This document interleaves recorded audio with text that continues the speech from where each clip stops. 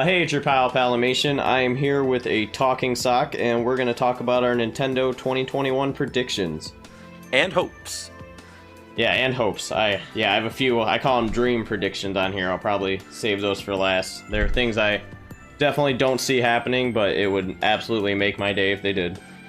Yeah, I split them up evenly, actually. I've got 12 hopes, 12 predictions. I don't know if you've gone so far or if I've drawn the short end of the straw in comparison, but either way, excited to get into it. I guess a good chunk of my predictions are kind of a little bit of both. So you wanna start us off? What's your first one? Okay, well then, I suppose I'll start off with a prediction. Let's get the obvious stuff out of the way. I predict that we will get Breath of the Wild 2 in 2021. A little spin I'll put on that prediction, though, is that, unlike most, I predict that it's going to release in the summer. In the sort of Paper Mario Splatoon slot, as it were, in the release schedule. Oh, you think that soon? I do, actually. I think that might have even been ready to go this year, but due to, delays for obvious reasons that are, not monetizable, Nintendo pushed it back. Alright, so I obviously have Breath of the Wild 2 on my list too. But mine's a little less optimistic, I guess. So my prediction is I'm thinking it's going to be 2022, but I think this is going to be similar to what like 2016 was, where this year is going to be all dedicated to Breath of the Wild 2. Like they'll probably, if they do E3 or whatever they do, I think it's going to be very Breath of the Wild 2 centric, and they're just gonna kind of use the year to really build it up. I can definitely see that happening. Yeah. Yeah, I do think though, like I'll let this be kind of a leeway into my next one though. I do think we're gonna get a lot of Zelda, because this is Zelda's 35th anniversary coming up. Oh yeah. Yeah, most definitely. So, yeah, my number one prediction for that is I think we're gonna get Skyward Sword HD. I mean, if they're gonna remake Skyward Sword, like the Switch is the console to do it on. Absolutely. I've actually, people have been talking about how the Wii remotes and the Joy-Cons aren't exactly like one-to-one in terms of motion control, but I've been playing a lot of Ring Fit Adventure recently, and I'm like, no, those things can really keep good track of where they're at. I think they absolutely could play Skyward Sword, probably even better than Wii Motion Plus could. No, I've noticed that half the time when I'm on Switch, I'll see your little name pop up, and it's like Ring Fit Adventure. Yeah. I've actually been thinking about trying that game. Is it fun? It is. It hurts, but it's fun. Trying to get ripped. Well, that's most exercise. Yeah. I actually also have a Zelda anniversary prediction here. Now, it's because Nintendo quite often let us down, my predictions are a lot less fun than my hopes. But my prediction here is that Zelda, for their anniversary, will get some merchandise that I'm sure you'll love to collect. They'll get a mobile game. Definitely. I think there will be a Zelda mobile game next year. And I also think that Ocarina of Time and Majora's Mask will be available on the Nintendo Switch Online, but they'll be the only Nintendo 64 games, and they'll only be around for a limited time. Oh, you know what? Yeah, I have. I'll get to my N64 stuff in a little bit, but I feel like my N64 stuff is going to be the optimistic view, but I think yours is the realistic view. Which, that's like, I wrote that as a joke prediction. One of my joke predictions is that Nintendo is going to continue being a business. Yeah, the absolutely. Upcoming year. I don't see them getting any better.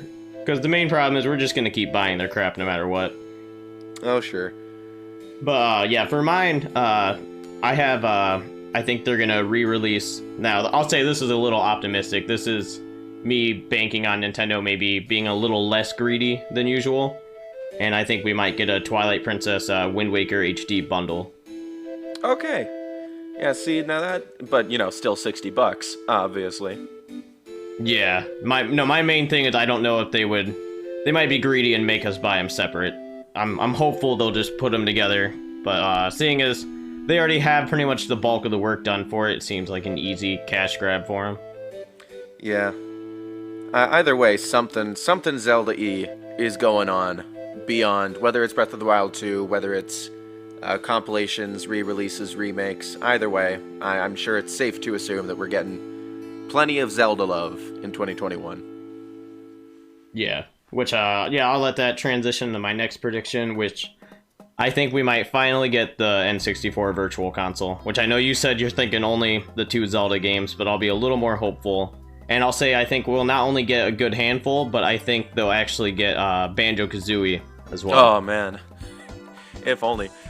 I recently got Rare Replay for the vanilla Xbox One, and yeah, I'm enjoying revisiting Banjo. It would be really convenient to have it on my Switch, though, because I like to play in bed, laying down, and my TV doesn't face it, so having Banjo-Kazooie in portable Nintendo Switch mode, that'd be sweet. No, I have the same exact thing, which to me, I don't mind playing on Xbox, but it feels so much more at home on Nintendo. Oh, it absolutely does. Banjo-Kazooie. Yeah. I'll say that I could see us getting Banjo-Tooie as well, but I think that would be a later release. I don't think it would come right away. Perhaps. I actually also have my favorite one. Banjo-Tooie's okay. I like Banjo-Kazooie 1 more because I feel like it's the more true experience. Like, it's a lot more condensed and the worlds are very, like, deliberately made, and I remember where most everything is, but Banjo-Tooie is also fun. I think it gets a lot of flack for being, like, long and maze-like, but I think that adds to its charm. Yeah. No, they're both really close. I don't have too much of a preference. I think I just slightly like Tooie more. Absolutely. I actually do have in the hope category of my hopes and predictions, I hope for Virtual Console, and if I were to make, like, a prediction onto that, I think that it isn't unreasonable to think we'll get Nintendo 64, Game Boy, maybe even Game Boy Advance and GameCube games, but the thing is, it would come with, like, a Netflix-style paid subscription, I feel.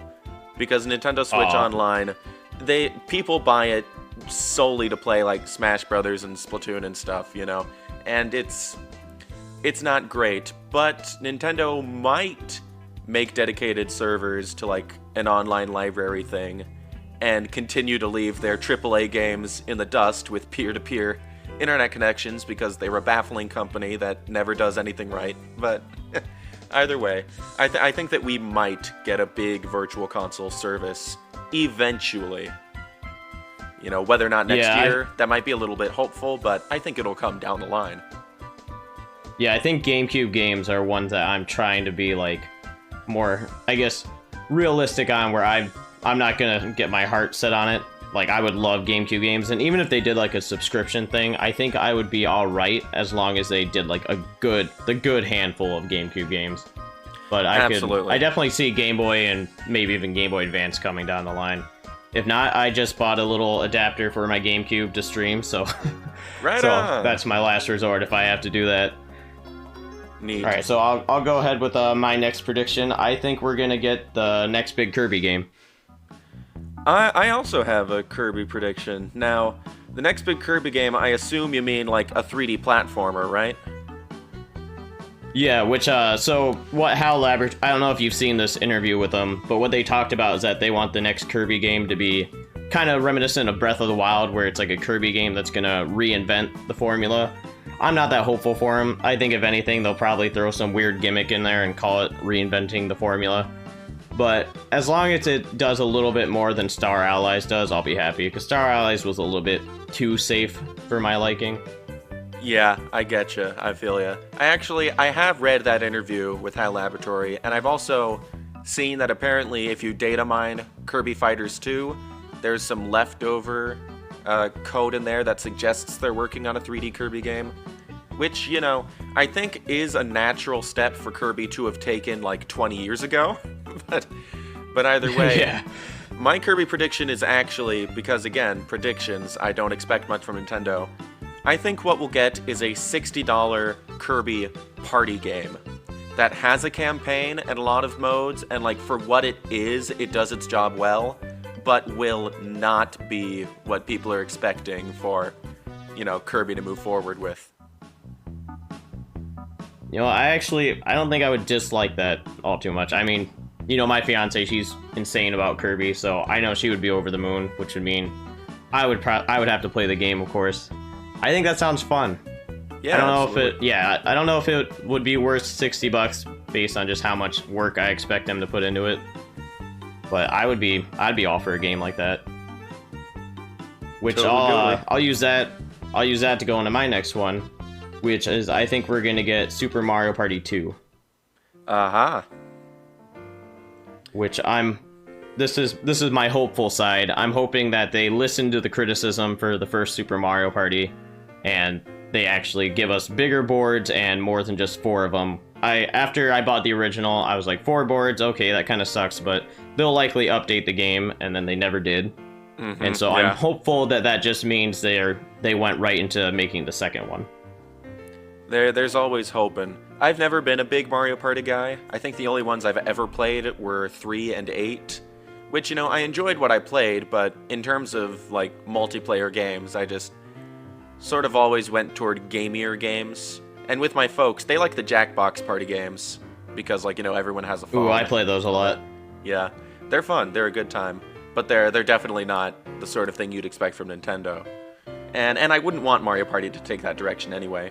But I actually have a very similar prediction, but it's not about Mario Party 2. It's okay, this is actually going to springboard into something okay, let me just say it. It's a sentence, so hear me out. Okay. Camelot Software, who make Mario Tennis, Mario Golf, all those games, will next year, I don't know if it'll release, but we'll definitely hear about it. Not definitely, but in my prediction, they will return to the Golden Sun series, RPG they made on the Game Boy Advance that's been missing in action for a long time, with the caveat being that ND Cube, who make Mario Party, will make the most lackluster Mario Sports mix to date. Alright, hold on, that was a lot to process. So you're saying there's going to be a Mario Sports mix and a return to Golden Sun? That's the idea.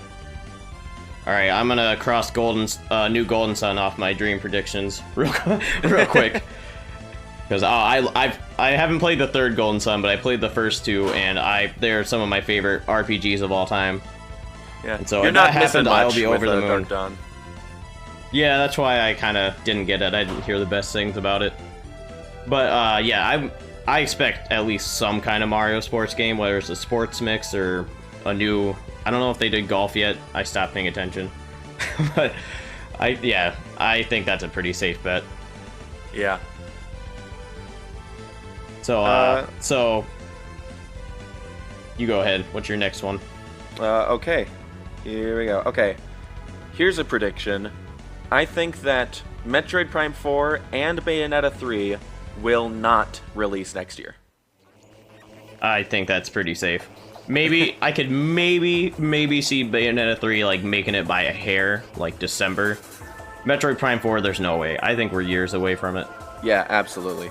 I actually I wrote on my prediction list Metroid Prime 4 gets a new logo. that's as far as I see him going. That's quite plausible.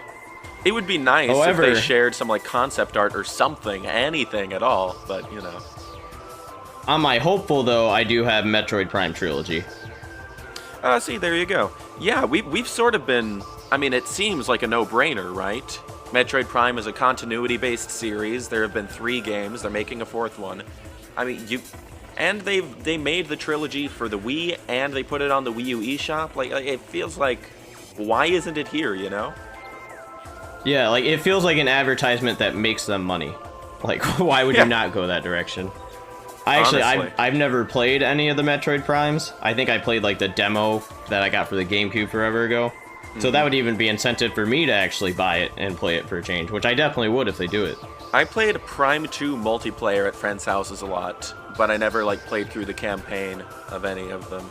Probably will, if they ever release that trilogy, so Nintendo. Yeah, come on, Nintendo. That's 2 customers right there. There you go. So, my next prediction is, I'm honestly shocked we haven't gotten this yet, Warioware for the Switch. Warioware. See, I didn't put that on my list, specifically because, I don't know if you saw it, but like, earlier in the year, I made a video where I outlined how 2022 could be like, the year of Wario. Like, how we had the year of Luigi. I feel like 2022, you could get like, Wario Land compilations, a new Wario Land, a new WarioWare compilations. Oh, don't tease me with the new Warioware. It's there could be 2022 could be a big Wario blowout, but it obviously won't because Nintendo, the year of Luigi was their least profitable year ever, so I don't know if they'll try that stunt ever again. But yeah, I think WarioWare... it's kind of fitting, though. WarioWare, I think, is probably going to be the next thing we see from Intelligent Systems. They made Origami King recently, and, they cycle through... I talked about it in the Codename Steam video I released just this morning, actually. Intelligent Systems have a lot of great IPs, but they cycle through Fire Emblem, Paper Mario, WarioWare. That's like the three things they're always doing. The Switch has Fire Emblem and Paper Mario, so I think next, yeah, WarioWare. Which I'm gonna say I'm happy that they actually kind of continue their little cycle. I remember when Fire Emblem started getting real big, I got afraid that they were just gonna Nintendo was gonna force them to be a Fire Emblem machine. Right. We're gonna see less Paper Mario and less WarioWare. But it looks like they're doing good on keeping up on them. That's interesting though. A year of Wario. I would really love the merchandise and the advertising that would come out of that year. Oh, no kidding. Yeah, hey, shameless little plug there. If you want to hear about how that might work, made a little video about it in August or something. I'll put it in the comments or the description or something. Maybe I'll do an annotation. A little annotation. Thanks. Yeah, we'll figure it out. But all right. That's I didn't write it down, but it's something I thought about for years, and it's just why have we not seen some kind of like Wario Brothers game, like a game with Wario and Waluigi, and you just can do co-op play as them both? Like Waluigi needs to be in an actual mainline game finally. Yeah, I don't want to derail the conversation too much, and we already plugged that video, but I've got a whole concept in my brain about how you can do a 3D platformer where you sort of play as Wario and Waluigi in tandem. Like, I feel like there's a lot of potential you could do with those two together. Okay. So, yeah, obviously... Kind of like a Mario and Luigi style, but with Wario? Yeah, sort of, except, with a lot more comic violence.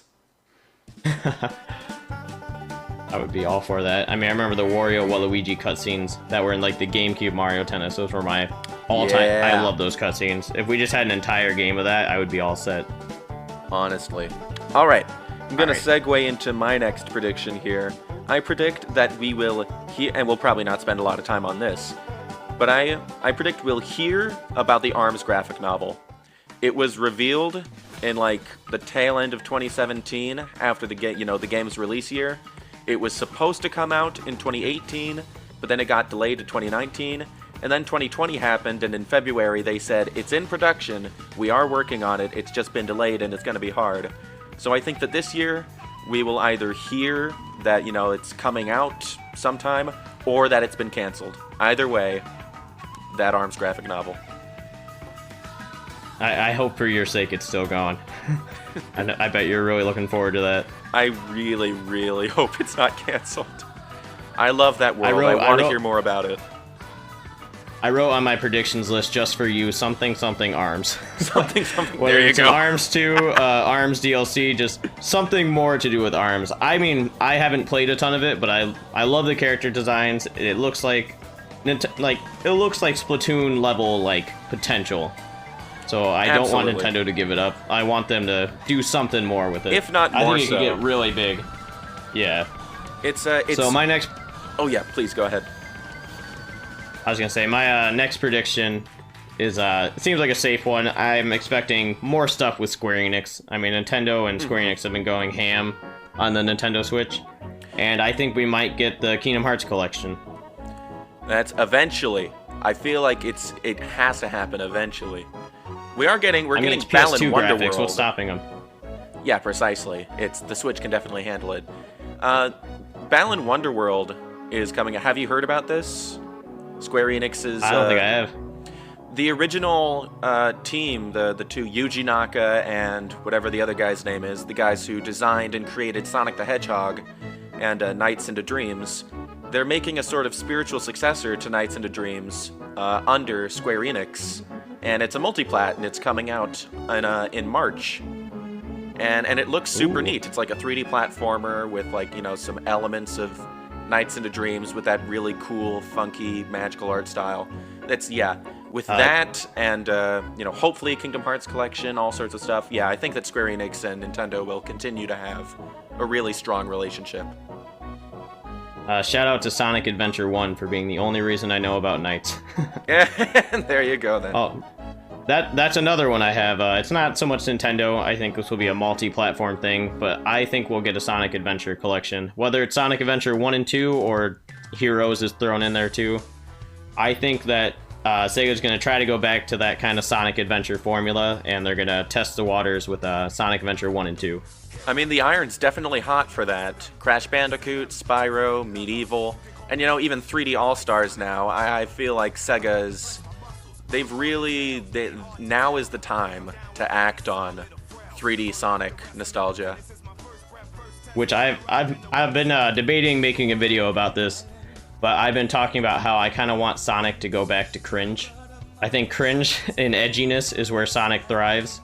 And so I kind of want to get back to the Sonic Adventure 2 Shadow the Hedgehog style. I would kind of agree. I feel like Sonic's identity, even like back when he didn't have long legs and green eyes, the sort of appeal was that it was cute animals battling like edgy, scary, apocalyptic, like robot type characters. Because the whole story is the forest is being taken over by a greedy, evil guy who's turning them into robots.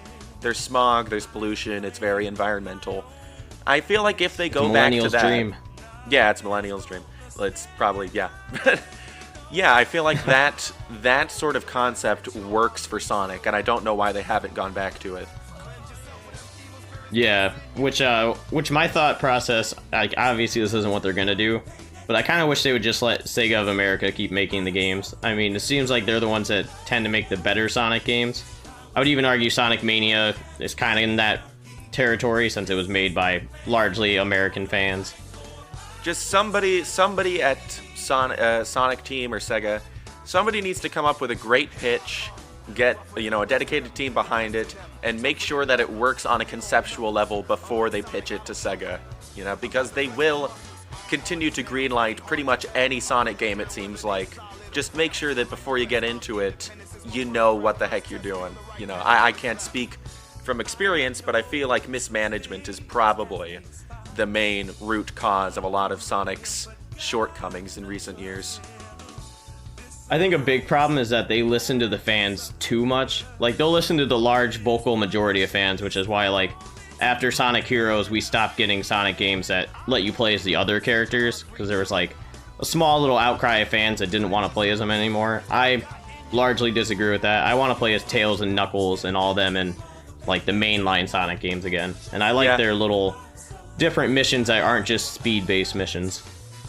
It's possible. It's, listening. It's, the body can't govern the head in that sense. The brain needs to be making decisions. There has to be somebody on the team who knows what they want, And that's true for any project, video game or otherwise. So, Sonic, here's hoping you have something good come in the future. Be it remakes, be it new game, whatever. Just somebody do Sonic right. Yeah, I'll say having those people that made the fantastic fan games come on board and make their own game, that was a great idea. I constantly talk about how I wish Nintendo would run like Sega does. Because Sega, anytime they see a fan creation or something, they're like, oh, that's awesome.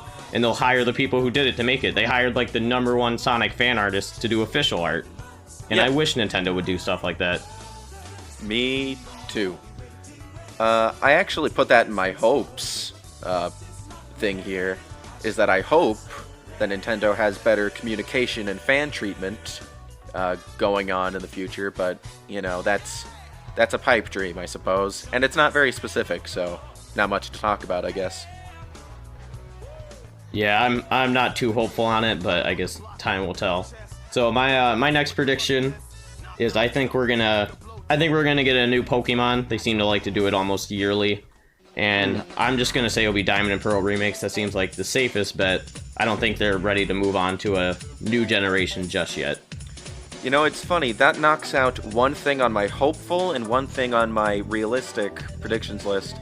On my hopeful, I said better Pokemon output, which, with Pokemon Snap, if it's good, then that will be enough to satiate me. But on the realistic end, I said, we will get a mainline Pokemon game, and it will be disappointing. Yeah, it's like what I was saying with Nintendo earlier, where Pokemon's just, it's too big to fail at this point. No matter how crappy they are, they're going to make money, people are going to buy the games. But it's gotten to the point where it affected me. Like, I love Pokemon, but I didn't buy the DLC because I was done with them for a while. Sword and Shield was fun for like 2 weeks, and then it was just kind of a disappointment from there. Yeah.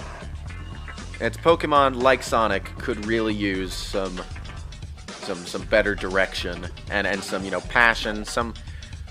Someone needs to want to make it better and, like, negotiate for the time to make it so.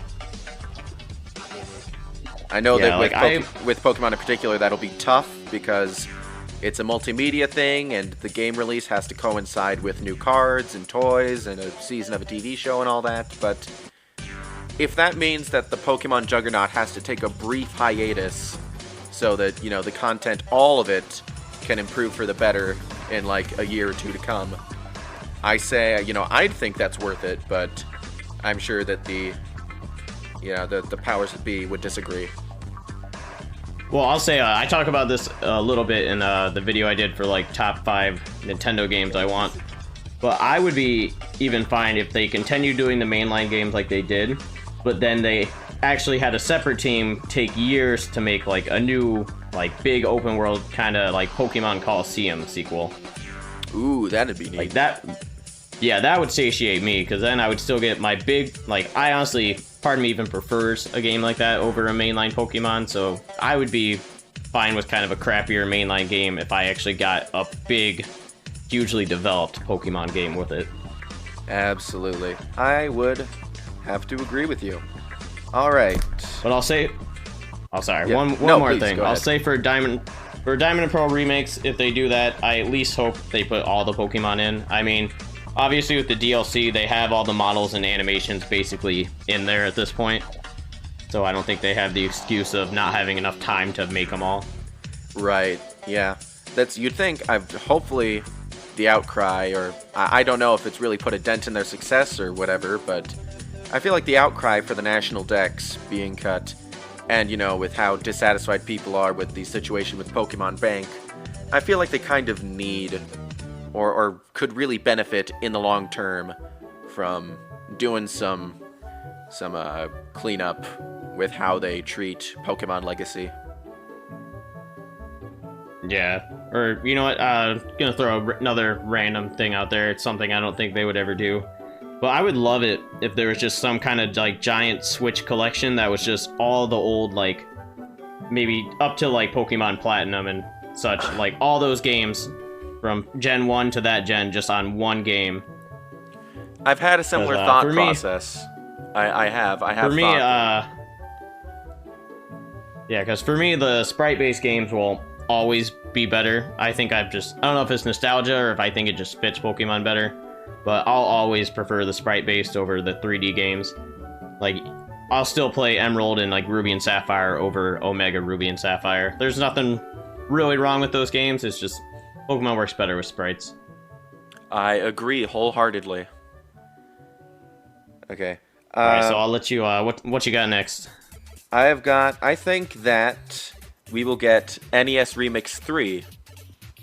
I think it'll be a budget title, and I believe that it'll be... I think I talked about this actually in a dedicated video a while back. But, you know that Super Mario Bros. 35 is going away on, March 31st, along with a lot of Mario-related stuff. I think that it, along with several other sort of 99-style Battle Royale NES games, are going to release in, like, a paid-for bundle. And I think that on top of that, if they have, like, a Zelda 99, that will be available for a limited time as a standalone free download. Sort of thing. Because I feel like that concept, Super Mario Bros. 35 alone, is a lot of fun, and I don't know why they would take it away so early. So I figure maybe it's kind of like a demo to see how well it's received, and then they can release, the Nintendo NES 99 collection sort of thing, so that they can still make some money off of those old ROMs now that they're sort of bundling them all together with the online service. How do you think Zelda 99 would work? For the answer to that question and many more to follow, be sure to check out the second part of this discussion on Palamation's channel, link in the description. Thank you very much for watching this far. Be sure to let us know what games you want to see from Nintendo next year in the comments below, and we will see you there. Take care, and Happy New Year.